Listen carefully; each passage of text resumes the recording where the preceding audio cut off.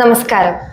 കേന്ദ്ര സർവകലാശാലകളിലെയും മറ്റ് സ്ഥാപനങ്ങളിലെയും പ്രവേശനത്തിന് മാനദണ്ഡമായ common university entrance test CUET 2025 March 22-ന് 11:50 PM വരെ www.cet.nda.nic.in എന്ന വെബ്സൈറ്റിലൂടെ അപേക്ഷിക്കാം.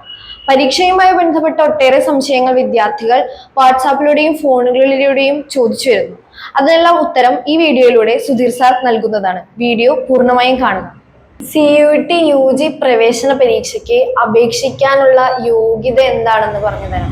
+2 തത്തുല്യ യോഗ്യതയുള്ളവർക്കും ഈ വർഷം +2 എക്സാം എഴുതുന്നവർക്കും അപേക്ഷിക്കാം.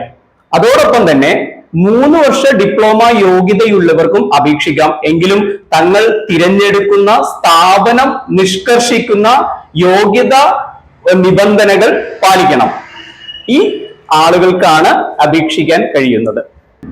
+2 വിദ്യാർത്ഥികളിൽ നിന്നും ഒരു ചോദ്യമുണ്ട്. അവർക്ക് ഈ പരീക്ഷയ്ക്ക് അപേക്ഷിക്കാൻ സാധിക്കുമോ? തീർച്ചയായും ഏത് സ്ട്രീമിലും +2 കഴിഞ്ഞവർക്കും അപേക്ഷിക്കാവുന്ന കോഴ്സുകൾ CUET UGയുടെ ഭാഗമായുണ്ട്. ഏതെല്ലാം സ്ഥാപനങ്ങളിലെ പ്രവേശനത്തിനാണ് CUET UG ബാധകമാകുന്നത്?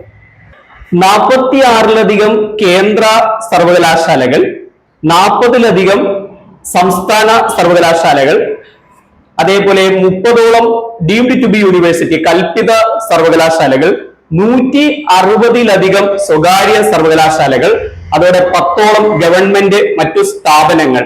ഇവയിലെ BA, BSc, BCom, BBA, BTech, integrated LLB, BVOC തുടങ്ങിയ കോഴ്സുകളിലേക്കുള്ള പ്രവേശന മാനദണ്ഡമാണ് CUET UG. അതോടൊപ്പം തന്നെ കേരളത്തിലെ സെൻട്രൽ യൂണിവേഴ്സിറ്റിയിലെ BA ഓണേഴ്സ് ഇന്റർനാഷണൽ പ്രോഗ്രാമിലേക്കുള്ള പ്രവേശന മാനദണ്ഡവും CUET എൻട്രൻസ് എക്സാം ആണ്. ഇതോടൊപ്പം തന്നെ നിങ്ങൾ +2-ൽ പഠിച്ച വിഷയങ്ങളും അതേപോലെ CUET UG എൻട്രൻസ് എക്സാമിന് തിരഞ്ഞെടുത്ത വിഷയങ്ങൾ മാനദണ്ഡമാക്കിയാണ് കോഴ്സുകളും സ്ഥാപനങ്ങളും തിരഞ്ഞെടുക്കേണ്ടത്. എനിക്ക് മലയാളത്തിൽ പരീക്ഷ എഴുതാൻ സാധിക്കുമോ? അതെ, മലയാളം ഉൾപ്പെടെ 13 ഇന്ത്യൻ ഭാഷകളിൽ ചോദ്യപേപ്പറുകൾ ലഭ്യമാണ്.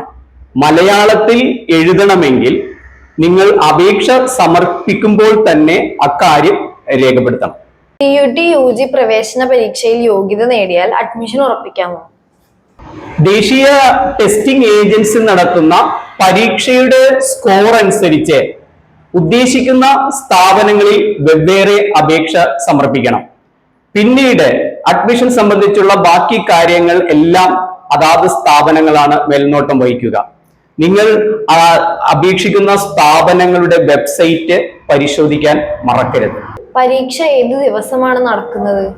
ഇപ്പോൾ തീരുമാനിച്ചതനുസരിച്ച് മെയ് 8 മുതൽ ജൂൺ 1 വരെയാണ് പരീക്ഷ നടക്കുന്നത്. ഓരോ ദിവസവും വെവ്വേറെ ഷിഫ്റ്റുകളിലായിട്ടാണ് പരീക്ഷ നടക്കുക. എത്ര വിഷയങ്ങളാണ് പരീക്ഷയ്ക്ക് ഉണ്ടാവുക?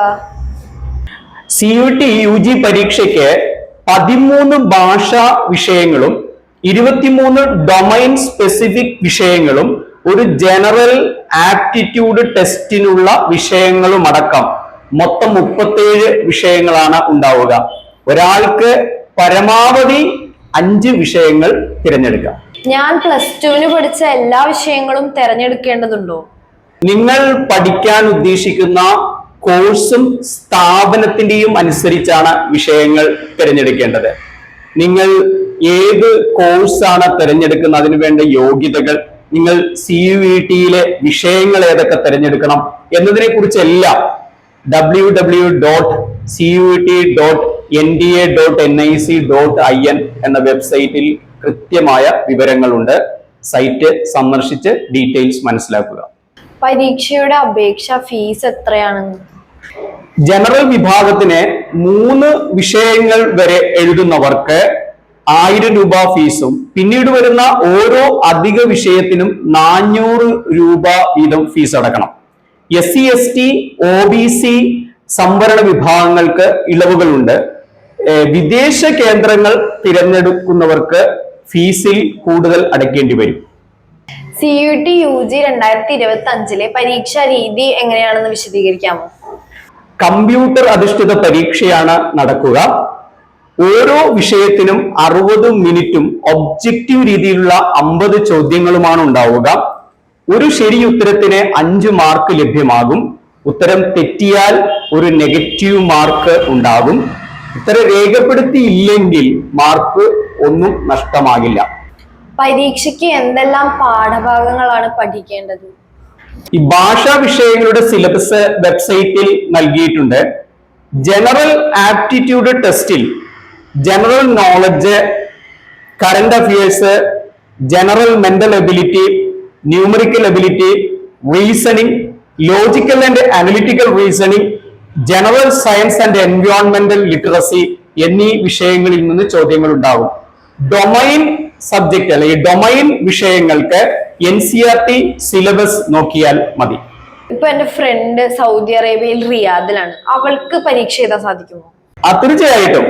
ഇന്ത്യക്ക് പുറമെ 15 കേന്ദ്രങ്ങൾ, വിദേശത്തുള്ള 15 കേന്ദ്രങ്ങളിൽ പരീക്ഷകൾ നടക്കുന്നുണ്ട്. എന്നാൽ വിദേശത്ത് സ്ഥിരം അല്ലെങ്കിൽ ഇപ്പോൾ താമസിക്കുന്നതായി അഡ്രസ് നൽകിയവർക്ക് മാത്രമേ വിദേശ കേന്ദ്രങ്ങൾ അനുവദിക്കുകയുള്ളൂ. ഇതിലൂടെ ഈ വർഷം CUT UG പരീക്ഷ എഴുതുന്ന എല്ലാവരുടെയും സംശയങ്ങൾ ദൂരീകരിച്ചു എന്ന് വിശ്വസിക്കുന്നു. ഇനിയും എന്തെങ്കിലും സംശയമുണ്ടെങ്കിൽ കമന്റ് ബോക്സിലൂടെ അറിയിക്കുക. ഈ വർഷം UG പരീക്ഷ എഴുതുന്ന എല്ലാവർക്കും വിജയാശംസകൾ.